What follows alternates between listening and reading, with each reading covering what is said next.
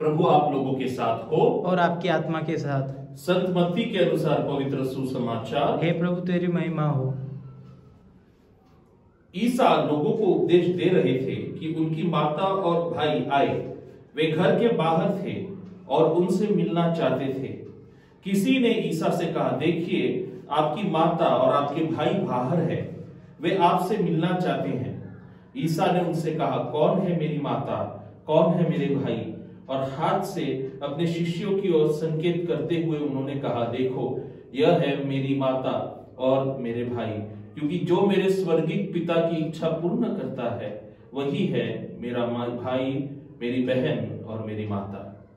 प्रभु का सुसमाचार। हे क्रिस्त तेरी स्तुति हो। क्रिस्त में मेरे प्रिय भाई और बहनों, आज के सुसमाचार में हम पा सकते हैं कि यीशु एक विशाल जन समुदाय के बीच में है और इसी दौरान उनकी माता जी और उनके भाई यानी चचेरे भाई, क्योंकि हमें मालूम है कि हिब्री परिभाषा में चचेरे भाई और सखा भाई, सगा भाई, इसके लिए कोई अलग शब्द नहीं थे। हमारे भारतीय परिभाषा में तो है, लेकिन यीशु उनसे नहीं मिलता, बल्कि अपनी माता जी को, अपनी जननी को एक सर्वोच्च उदाहरण के रूप में प्रस्तुत करते हैं। हमें ऐसा लगता होगा कि क्या यीशु सचमुच मरियम का अनादर कर रहे हैं? नहीं, बिल्कुल नहीं, बल्कि यीशु मरियम को एक सर्वोत्कृष्ट उदाहरण के रूप में प्रस्तुत कर रहे हैं, आदर्श के रूप में प्रस्तुत कर रहे हैं।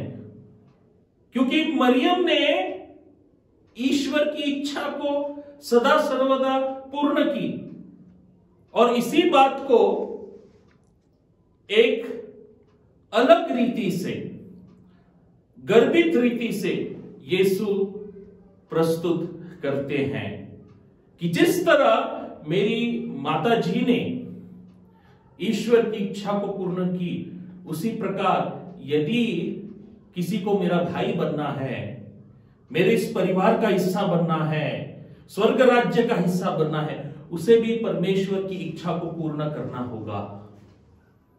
मेरे प्रिय भाई और बहनों, आज हम मरियम के मंदिर समर्पण का स्मरणोत्सव मना रहे हैं और इस स्मृति दिवस को मनाते हुए हम मरियम पर और गहरे रीति से मनन करें। आज के दिन हम उनके मंदिर समर्पण पर मनन करते हैं, चिंतन करते हैं। उनके माता पिता ने उनको समर्पित किया था मंदिर में, और जो बुलाहट उन्हें मिली थी, अपना संपूर्ण जीवन एक जीवंत होम बलि के रूप में उन्होंने अर्पण किया। जो बुलाहट जो उन्हें मिली थी, उस बुलाहट के अनुसार उन्होंने अपने आप को अर्पण किया। और इसीलिए आज का यह दिवस हमें उनकी तरह परमेश्वर की इच्छा पूर्ण करने के लिए अपना सर्वस्व अर्पण करने का न्योता दे रही है।